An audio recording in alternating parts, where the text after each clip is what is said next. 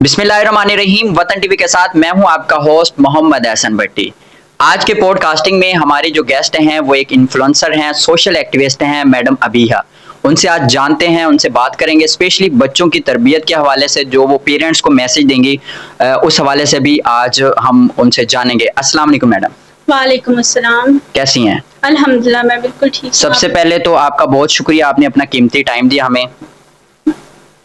अच्छा मैडम, पहला क्वेश्चन ये है कि आज के दौर में सोशल मीडिया का दौर है, कि बच्चों की तरबियत किस तरह करें पेरेंट्स? आपके नज़दीक में इस सवाल का जवाब क्या है?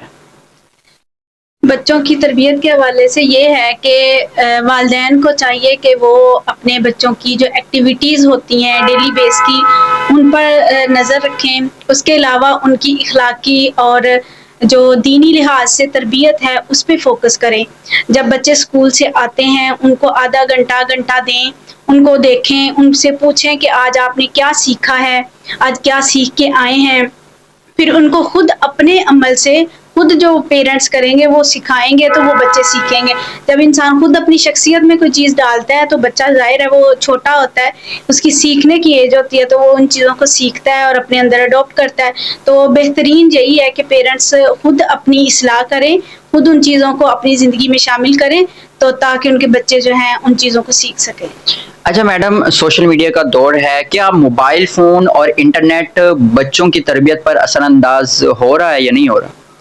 जी देखें, जो मोबाइल है वो बच्चों की तरबियत पर और बच्चों की इखलाकियात पर बहुत ज़्यादा असरअंदाज हो रहा है। वो इस लिहाज से कि मोबाइल में, सोशल मीडिया पर आजकल जो ट्रेंड चला हुआ है कार्टून्स की सूरत में, उसमें फहाशी को फैलाया जा रहा है, उसमें गैर अखलाकी चीज़ों को सिखाया जा रहा है जो बच्चों को नहीं सीखनी चाहिए।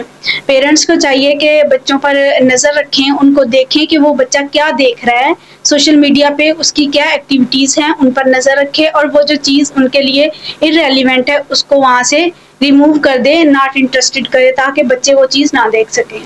माशाल्लाह से आप आलमा भी हैं कि आज के दौर में एक माशरे को अच्छा बनाने में माँ का क्या किरदार अदा हो सकता है? माशरे में माँ को चाहिए, देखें जो लड़की होती है वो एक बेटी भी होती है, एक माँ भी होती है, एक बीवी भी होती है। तो उसके लिए बेहतरीन ये है कि बेटियों को तालीम सीखनी चाहिए, दीन सीखना चाहिए।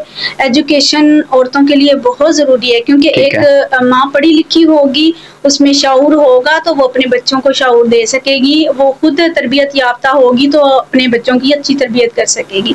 इसलिए औरत का पढ़ा लिखा होना तो बहुत ज़्यादा ज़रूरी है। अच्छा, औरतों की इस्लाह हम किस तरह कर सकते हैं? उनको अच्छी तरह गाइड किस तरह कर सकते हैं? किसका काम है?